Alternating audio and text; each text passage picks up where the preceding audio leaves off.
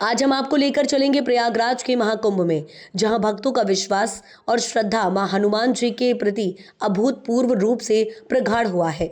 इस बार महाकुंभ में एक विशेष आकर्षण बना है अर्जी वाले हनुमान जी का विशाल शिविर।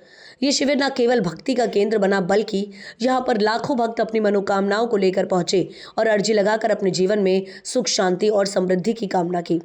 हनुमान जी के प्रति श्रद्धा रखने वाले इन भक्तों ने शिविर में आकर अपनी व्यक्तिगत समस्याओं और दुखों को हनुमान जी के चरणों में अर्पित किया और उनसे आशीर्वाद प्राप्त किया। इस अवसर पर अर्जी लगाते हुए लोग अपने दिल की इच्छाओं को खुलकर प्रकट करते हैं और इस विश्वास के साथ कि हनुमान जी उनकी अर्जी अवश्य पूरी करेंगे। इस शिविर के आयोजन से भक्तों को ये महसूस हुआ कि हनुमान जी न केवल उनके संकटों का निवारण करते हैं, बल्कि उन्हें अपने जीवन में सही दिशा और मार्ग भी प्रदान करते हैं। इस विशाल शिविर में आए हर भक्त की आंखों में एक नया उत्साह और विश्वास था। यह आयोजन महाकुंभ की महिमा को और भी बढ़ाने वाला था, जहां भक्तों ने न केवल धार्मिक अनुष्ठान में भाग लिया, बल्कि उन्होंने अपने जीवन को बेहतर बनाने के लिए हनुमान जी से आशीर्वाद भी लिया। इस शिविर का अनुभव प्रत्येक भक्त के लिए अविस्मरणीय रहेगा और यही वह स्थान था जहां हर अर्जी को हनुमान जी के अपने आशीर्वाद से संजीवनी दी। आइए सुनते हैं महामंडलेश्वर अर्जी वाले हनुमान जी पीठाधीश्वर प्रेम में प्रेमानंद पुरी जी महाराज ने क्या कहा। नमस्कार। जैसा कि आप सभी को दिख रहा है, मैं अर्जी वाले हनुमान जी के पास उपस्थित हूँ। यहाँ महाराज जी से हम कुछ बातें करेंगे। महाराज जी, आपका शुभ नाम? मैं महामंडलेश्वर स्वामी प्रेमानंद पुरी, पंचायती अखाड़ा श्री निरंजनी, पीठाधीश्वर अर्जी वाले हनुमान उज्जैन 81 फीट।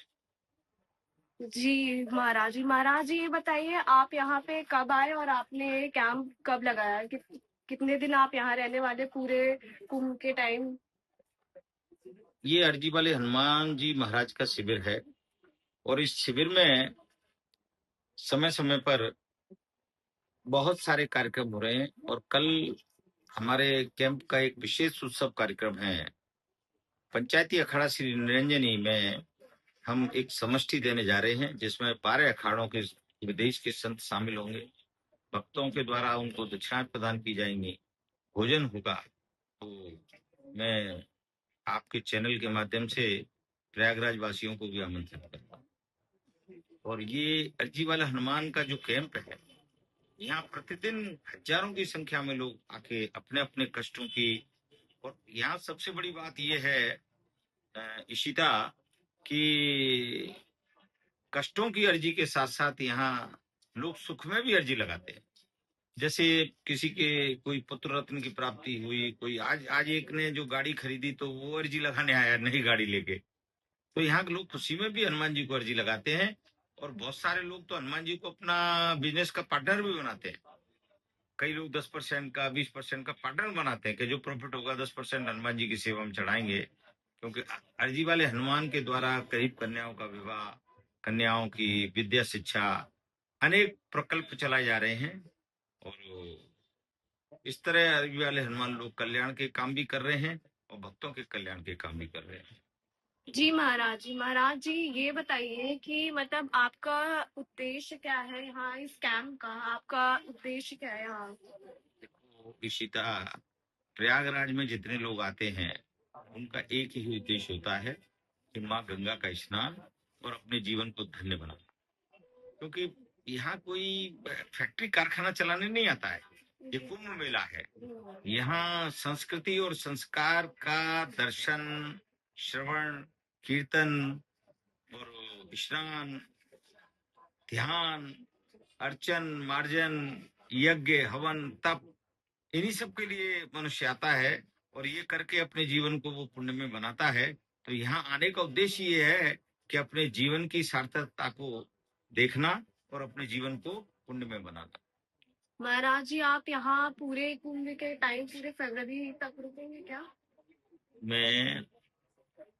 मैं जो है, हमारा जो कैंप है ये करीब माघ पूर्णिमा तक रहेगा और तब तक हम यहाँ नित्य, क्योंकि हमारे यहाँ महामृत्युंजय महायज्ञ चल रहा है, महारुद्राभिषेक होता है प्रतिदिन हमारे कैंप से भक्तों के लिए कभी खिचड़ी का, कभी उपमा का, कभी पोहा का, अन्न प्रसाद का वितरण हो रहा है।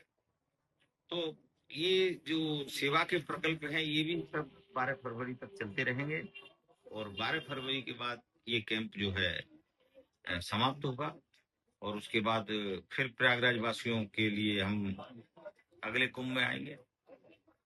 ठीक है महाराज जी। महाराज जी, तो आपकी यहाँ सेवा श्रद्धालुओं को मतलब हर तरह से आपके खाना भोजन ताले सब हर तरीके से आपके जारी है।